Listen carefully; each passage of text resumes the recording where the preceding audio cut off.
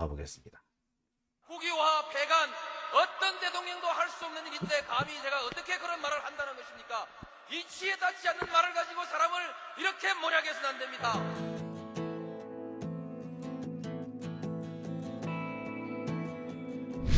기나긴 밤이었거든 압제의 밤이었거든 사랑이 한 몸 썩어져 이 붉은 사나에 사랑 해방의 횃불 아래 벌거숭이 사나에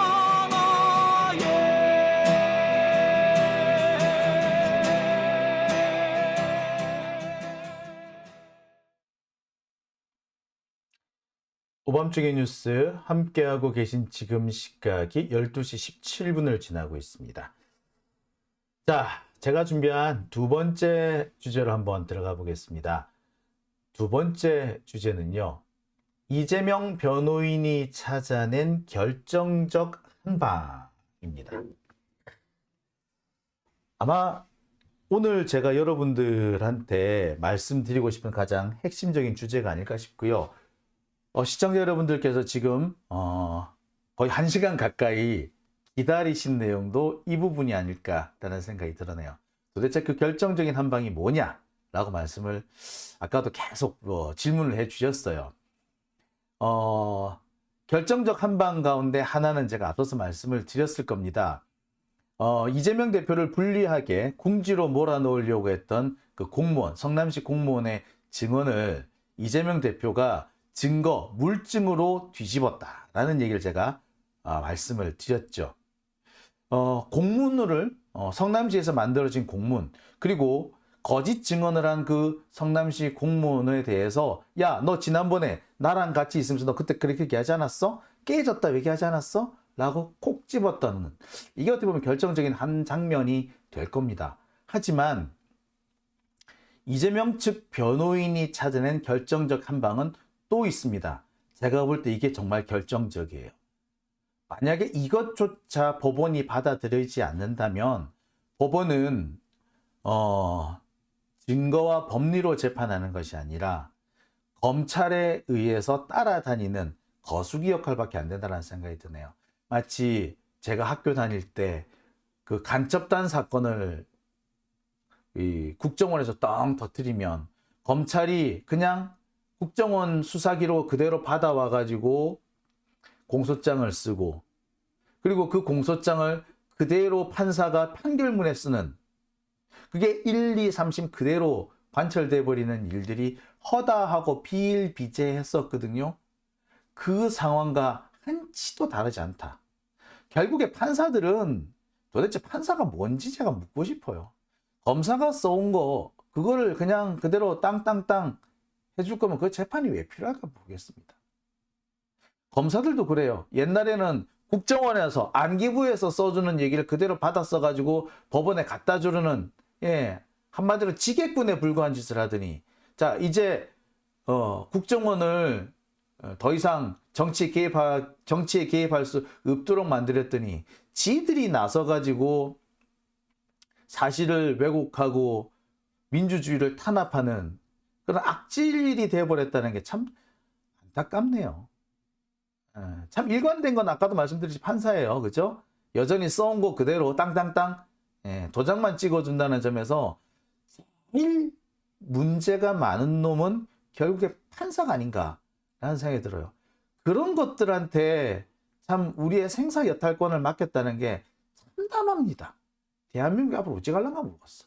어쨌거나 자, 그래도 모르니까 마지막으로 한번 기대 걸어보고 이재명 변호인이 찾아낸 결정적 한방이 무엇인지 설명을 드릴게요. 자, 오늘 기사 보신 분들은 아실 겁니다. 이재명 측 백현동 발언이 허위라도 처벌 안 받는다 라고 주장했다는 겁니다. 검찰은 아니다 라고 또 억지를 써요. 제가 이 부분에 대해서 차분히 설명을 드리겠습니다. 이 부분은 너무 중요한 부분이라 제가 핏대를 올리면 안 될 것 같아. 사실 이것 때문에 앞에 첫 번째 주제에서 핏대를 더 많이 올렸는지도 모르겠어요. 근데 두 번째는 절대 핏대 올리면 안 돼 라고 생각해서 그랬는지 첫 번째 부분에서 어떻게 좀 핏대가 많이 올랐습니다. 자, 여하튼 백현동 발언이 허위라도 처벌을 안 받는다. 허위인데 왜 처벌을 안 받는다고 그러지? 이 뭔 소리야? 자, 제가 만약에 기사를 썼다면 이렇게 안 써요. 이재명 측에서 몇 조를 딱 듣고 와서 어떤 법률을 들고 와가지고 무죄를 주장했다. 그냥 무죄 주장이라고 딱 쓰면 될 거 아니야. 그리고 자세한 요 부분은 밑에 부제목으로 다는 게 맞아요. 몇 조를 가지고 와가지고 그렇게 했다. 몇 조? 그러니까 근거를 딱 대면 되는 거예요. 근데 보면은 이게 통신사라는 데가 이래. 이게 뉴스원이거든요. 얘는 어딥니까? 머니투데이 계열이죠. 이 머니투데이 계열이 이렇게 저질스러워요. 제목부터가 상당히 이재명 측을 비방하기 위한 의도가 가득 담겨 있죠. 한동훈의 표현대로 하자면 악질적인 기사인 거지. 악질 기사야, 악질. 이거야말로 악질 기사. 만약에 이런 기사를 주인공이 만약에 한동훈으로 해가지고 이런 기사를 썼어봐. 당장 고소당했어. 참, 우리나라 언론사들은 민주당이 이 독하지 않은 거를 정말 고맙게 생각해야 돼. 민주당이 한동훈처럼 윤석열처럼 독하고 못됐어봐. 전부 다 감옥 갔을 거야. 진짜, 씨. 솔직히 지난번에 김남국 의원에 대한 기사들 보세요. 기사의 90% 이상이 악질적이고 저질적인 기사였어요. 근데 그 부분에 대해서 김남국 의원 고소를 안 해. 남이 대신해서 고발해 주잖아. 그런데 이 김남국 의원은 아니요, 처벌할 의사가 없습니다. 돌려보내. 와, 이게 참 착한 사람들, 이게 사실 맞는 거거든요. 정치는 이런 사람이 해야 돼요. 그런데 이런 새끼들은 뭐? 정치인이 착하면 까먹으려고 드는 거지. 이렇게 악질적인 기사를 아무렇지도 않게 쓰는 거야. 한동훈은 고소고발할 거는 이렇게 악질적으로 못 써. 한동훈한테 이렇게 못 써. 이재명한테 이렇게 쓰지. 이런 놈들을 보고 뭐라 그럽니까? 기레기라 그러죠. 여튼, 자, 말이 옆으로 조금 샜는데요. 자, 백현동 발언이 허위라도 처벌 안 받는다. 왜? 이 부분에 대한 얘기를 좀 해볼게요. 보통 지금까지 이 언론의 보도 태도, 검찰의 대응 태도를 보면은 결정적인 뭔가 증거가 나오거나 결정적인 한 방을 맞게 되면은 오히려 베베 꼽니다. 그리고 일부러 어거지를 쓰기 시작해요. 자, 이번에도 똑같은 현상이 벌어지고 있습니다. 결정적으로 한 방을 팡 얻어먹으니까 그때부터 베베 꼬기 시작합니다. 검찰이든 기레기든 똑같아요.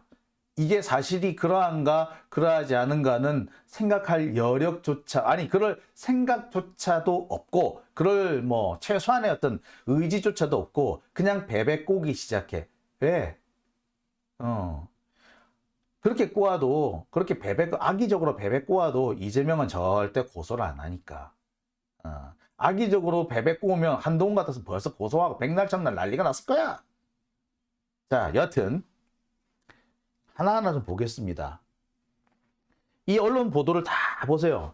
하나같이 이재명 측에서 왜 그런 주장을 했는지에 대해서는 자세히 쓰지도 않으면서 오히려 이재명 욕을 하기 바빠. 불리한 증언이 쏟아지자 이런 주장을 했다. 이 TV조선의 이 개떡 같은 이게 뭐야?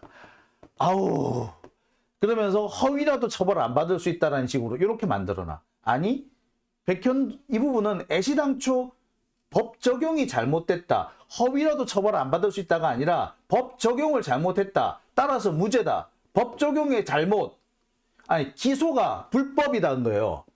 기소가 불법이기 때문에 무죄다. 이거예요, 사실 핵심 포인트는. 허위라도 처벌 안 받는다가 아니라 기소가 잘못됐다. 따라서 무죄다. 라는 겁니다. 원래 기소는요, 딱 정해진 법률에 따라서 그것만 기소해야 돼요. 기소를 엉터리로 하게 되면 그 자체로 그냥 무죄가 됩니다. 공소 기각이 돼버려요. 자, 즉 이재명 대표 측에서 검찰의 공소가 잘못됐다. 이건 공소 기각에 해당합니다. 라고 얘기한 거야. 그런데 베베고 와서 허위라도 처벌 안 받을 수 있어. 라고 꼬운 거죠. 이거는 대단히 악의적입니다. 실제로 보도 내용 볼게요. 벼랑 끝 이재명 측이래. 어이구, 벼랑 끝에 왔다는 식으로 얘기해. 아니, 정말 이 새끼들은 내가 감옥에 한번 보내야 되겠는데 고소를 한번 해야 될 것 같아. 똑같이 해서 니들이 안 하나 보자. 니들 벼랑 끝, 아우 진짜. 원래 재판하면 이렇습니다. 나는 이렇게 생각합니다. 나는 이래서 이거 무죄입니다. 나는 이래서 책임이 없습니다. 라고 설명하면서 설령 책임이 있다 하더라도 이거는 법적으로 책임을 물을 수 없는 부분에 해당합니다. 이렇게 얘기를 해요. 보통 그렇잖아. 우리가 뭐 재판을 하든지 잘잘못을 따질 때 내 주장을 먼저 내세워. 그리고 설령 저놈 주장이 맞다고 해도, 상대방 주장이 맞다고 해도 저 부분은 나한테 책임을 물을 수 없는 겁니다. 이렇게 얘기하잖아요. 그죠? 설령 그렇다 하더라도. 근데 이분 설령 그렇다 하더라도는 뭘 말해요? 예. 적용 자체의 잘못이거나 아니면 애시당초 여기에 갖다 댈 수 있는 부분이 아닙니다. 이 얘기를 하는 거잖아. 예? 즉 번지수가 틀렸습니다. 설령 저 주장이 맞다고 해도 번지수가 틀렸어요. 나한테 올 게 아니에요. 라고 말하는 거거든. 그런데 번지수 틀렸습니다. 나한테 올 게 아닙니다. 라고 말한 걸 가지고 아이고 불리한 증언 나오니까 저러네. 이렇게 기사 쓰는 게 말이 돼요? 아이고 벼랑 끝이네. 이렇게 하는 게 말이 돼요? 무식하거나 악질적이거나 둘 중 하나죠. 이 기자가 어떤 된 놈인지 모르겠으나 우리 그대로 돌려줘야 합니다. 설명해가지고는 이해를 못할 것 같아. 아니 설명해가지고는 지가 잘못한 게 없다고 뻗댈 것 같아. 그러면 느끼게 해줘야죠. 자, 말 그대로 역지사지의 상황을 맞게 해주는 수밖에 없는 겁니다. 자, 그렇다면 이게 뭐냐? 자세한 내용을 들어볼게요. 자, 제가 여기서 꼭 짚고 넘어갈 수 있는 부분이, 가고 싶은 부분이 있습니다. 검찰도 그렇고요. 기자들도 그렇고요. 지들이 불리하면은 억지를 씁니다. 그래서 베베 꼽니다.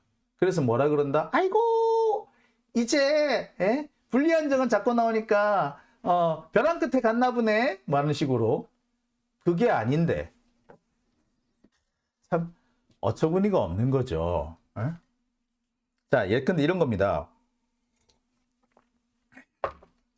옛날에 박근혜가 이 국정농단 사건으로 재판을 받으면서 나는 최순실이 그러고 다니는지 몰랐다 라고 이렇게 주로 그렇게 주장을 하죠.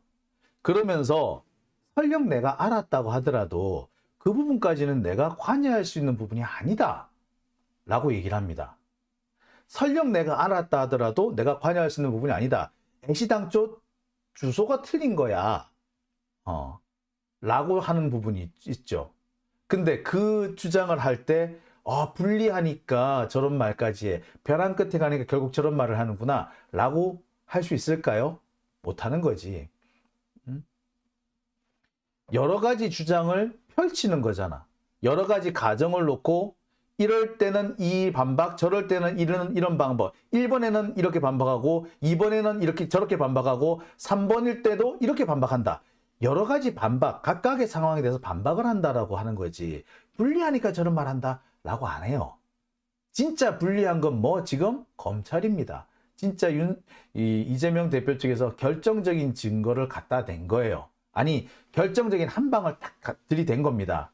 검찰로서는 되게 난감할 거예요. 그러니까 검찰이 지금 어거지를 쓰기 시작합니다. 아니야. 그거 아니야. 아니긴 뭐가 아니야. 자, 오늘 이재명 대표 측에서 딱 제시한 게 뭐냐면 바로 국회 증언 감정에 관한 법률입니다. 국회 증언 감정에 관한 법률 제9조 3항입니다. 제9조 증인의 보호 제3항 국회에서 증인, 감정인, 참고인으로 조사받은 사람은 이 법에서 정한 처벌을 받는 것 외에 그 증언, 감정, 진술로 인하여 어떠한 처분도 받지 아니한다. 어떠한 처분도 받지 아니한다. 다시 한번 어떠한 처분도 받지 아니한다. 자, 여기서 처분이라는 게 중요해요. 일부 언론에서는 불이익이라는 말만 썼는데 어떠한 불이익한 처분도 받지 않는다고 되어 있어요. 불이익을 받지 아니한다가 아니라 불이익한 처분을 받지 않는다는 겁니다. 기소도 불이익한 처분이고요. 유죄 판결도 불이익한 처분에 해당이 됩니다. 자, 불이익을 받지 않는다. 따라서 재판이나 기소는 상관이 없어 라고 억지 쓰는 새끼들이 있는데 그 새끼는 나쁜 새끼예요. 그거는 법 가지고 장난치는 놈입니다. 그거는 국민들을 개 돼지 취급하는 거예요. 국민들이 법을 잘 모른다는 점을 악용해서 뻔한 거를 거짓말 치고 있는 겁니다. 재판에서 형사처벌로 유죄 판결을 받는 것만큼 불이익한 처분이 더 어디 있습니까? 어떠한 불이익한 처분도 받지 않는다는 것은 재판을 안 받는다는 얘기가 똑같아요. 그죠? 자, 다시 한번 보겠습니다.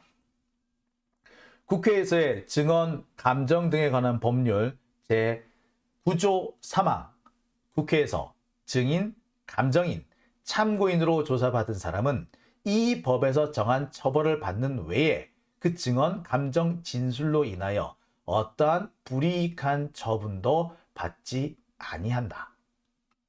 즉 뭐냐면 위증을 한 경우에 그 위증을 한 경우라든지 증언을 거부한 경우라든지 기타 이런 경우 국회에서 국회 고발로 처벌을 할 수가 있습니다. 국회에서의 증언 감정에 관한 법률에 보면은 제14조에 위증 등의 죄라고 해서 10년 이하의 징역에 처하게 되어 있습니다. 1년 이상 10년 이하의 징역에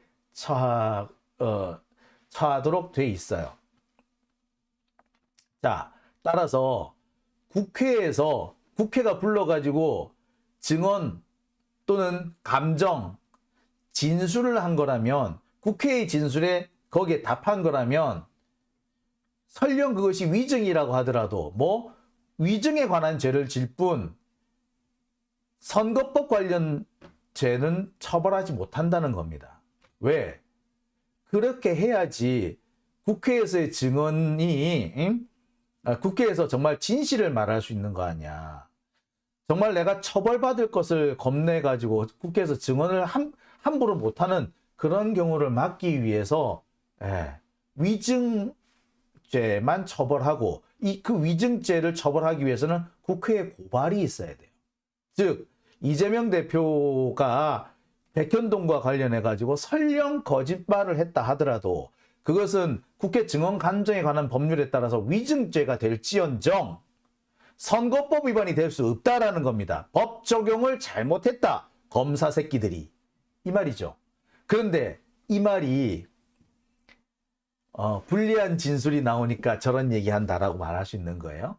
아니잖아. 애시당초 이 사건 자체가 틀린 거야 라고 얘기를 하는 거지. 이게 벼랑 끝에 오니까 이런 얘기 한다고 할 수 있는 거야? 이런 얘기 하는 놈이 무식한 놈이지. 그죠? 다시 한번. 국회에서 진술을 한 거, 국회에서 증언한 거는 설령 그것이 거짓말이라고 하더라도 위증의 처벌을 받을 뿐 선거법 처벌을 받지 않는다. 위증에 대한 처벌을 받으려면 어떻게 해야 된다? 국회가 고발을 해야 돼요. 그래야지 그 처벌이 됩니다. 이 법, 국회 증언에 관한 법률, 증언 감정에 관한 법률에 딱 그렇게 못 박아져 있습니다. 네. 이거는 다른 해석이 필요 없어요. 다른 해석 나올 수가 없습니다. 뭐라고? 이 법에서 정한 처벌 외에 그 어떤 불이익한 처분도 받지 아니한다라고 됐단 말이에요. 즉 국회가 위증이라고 고발해서 위증죄 처벌을 받을지언정 선거법으로 처벌할 수 없다는 얘기인 거예요. 그죠? 국회에서 마음껏 자기의 주장을 펼칠 수 있도록 하기 위해서 그래서 만든 법률입니다. 자, 판사 새끼들이 검사가 이거 가지고 뭐라 그런다? 야, 명예훼손죄 옛날에 처벌받은 적 있어. 에이, 이거 처벌할 수 있어. 라고 하는데 그거하고는 또 틀려요. 왜? 명예훼손죄는 뭡니까? 개인의 권리잖아요. 국회도 개인의 권리를 어떻게 할 수 없어요. 국회에서 일어난 일이 개인의 명예를 훼손한 격이 되면은 그 개인은 소출을 요구를 할 수가 있어요. 하지만 개인의 이게 아니라 개인의 어떤 전적으로 전속적인 이런 부분이 아니라 이거는 행정과 관련된 일이잖아. 행정과 관련된 일인데 이 부분은 개인의 권리나 개인의 명예하고는 관련이 없는 거죠. 그래서 명예훼손 부분은 어떻게 가능한지도 모르겠어요. 하지만 그것과 명예훼손죄로 처벌한 게 있다고 해서 선거법으로 처벌할 수 있다고 보기는 어렵습니다. 왜? 전혀 규제하는 게 틀리기 때문에 그래요. 자,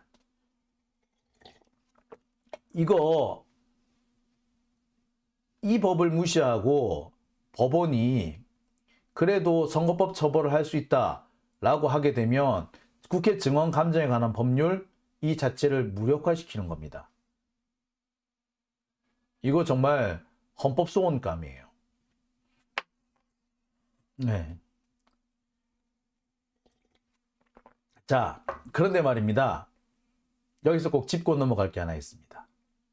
자, 지금까지 왜 이런 얘기가 안 나왔던 걸까요? 왜 이재명 대표 측은 국회 증언 감정에 관한 법률 얘기를 왜 안 했을까? 보시다시피 결정적이에요. 국회에서 증언을 한 경우 그것이 설령 거짓이라 할지라도 국회에서 정한 위증죄를 처벌할 뿐 선거법으로는 처벌할 수 없다라고 했잖아. 그죠? 그랬으면 이걸 진작에 좀 들고 나오지. 왜 이제 들고 나왔지? 예. 아마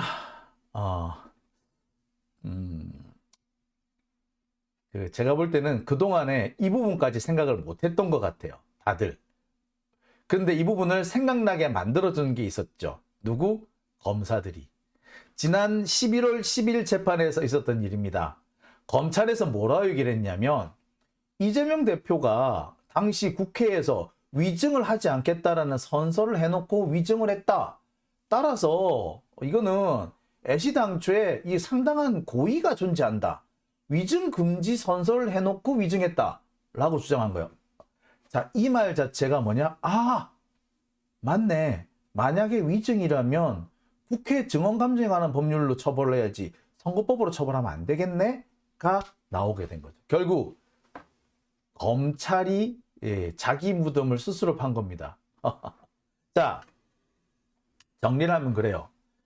지금 현재 검찰이 이재명 대표를 백현동과 관련해서 선거법 위반으로 기소한 게 있습니다.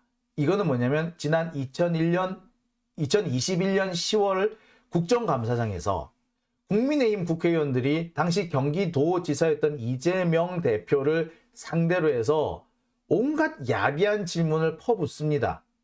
그 과정에서 이재명 대표가 아니 박근혜 정권이 정말 나를 많이 괴롭혔다. 이거 빨리 안 해주면 진짜 처벌할 것처럼 그렇게 위협했다. 어쩔 수 없이 내가 이렇게 해준 거다. 라고 말한 게 있었습니다. 이걸 가지고 검찰은 거짓이라면서 선거법 위반이라고 들고 왔어요. 자, 제가 말씀드렸듯이 이거는 주관에 해당하는 겁니다. 이걸 가지고 허위라고 할 수가 없어요. 그리고 원래 선거법에서 허위를 처벌하는 것은 행동, 그 다음에 경력, 고향, 가족관계 이런 것들에 대해서 거짓말을 했을 때지 압박을 받았다, 협박을 받았다, 이런 거 가지고 설령 그것이 진실이 아니라고 하더라도 그걸로 처벌하지는 않아요. 애시당초 처벌 대상 자체가 아니야. 근데 어쨌거나 만약에 설령 거짓말이라고 하더라도 이거는 국회 증언 감정에 관한 법률상 위증의 처벌을 받을지언정 이것을 선거법으로 처벌할 수 없다. 자, 이게 정말 결정적인 겁니다. 검찰이 법 적용을 잘못했다라는 것이 명백한 거죠. 자, 검찰이 법 적용을 잘못했다. 따라서 이 재판은 공소 기각이 되어야 한다라고 판단한 겁니다. 자, 어떻습니까? 딱 이해가 되시죠? 아, 그러네. 이거 결정적이네. 라는 생각 드시죠? 근데 검찰은 결정적인 한 방을 얻어맞고 놓고도 아니야. 그럴 리가 없어. 라고 지금 스스로를 뭐라고 해야 되나요? 정신승리하고 있다라고 보면 되는 거죠. 문제는 검찰이 이렇게 정신승리를 하고 기자들이 거기에 맞장구 쳐주고 하는 것까지는 또 뭐 그럴 수 있어요. 문제는 판사들이 이 검사들의 주장은 그냥 무작정 받아들인다는 게 문제인 겁니다. 근데 만약에 이게 그냥 받아들여지게 되면 국회가 무력화됩니다. 국회에서 이제 누가 증언을 하겠어. 국회에서 증언 잘못했다가 검찰한테 불려가가지고 특히 검찰한테 불리한 증언을 하면은 붙잡혀 갈 텐데 이제 하겠어? 이거 경우에 따라서는요 판사를 탄핵할 상황이에요. 만약 판사가 어떤 재판을 결론을 내리냐에 따라 가지고 제가 볼 땐 국회가 판사를 탄핵할 상황이라고 생각이 듭니다. 자, 오밤중의 뉴스 제가 준비한 두 번째 주제는 여기까지입니다. 이어서 자, 두 번째 주제 여기까지 하고요. 댓글 한번 읽어볼게요. 이어서 자, 두 번째 주제 여기까지 하고요. 댓글 한번 읽어볼게요.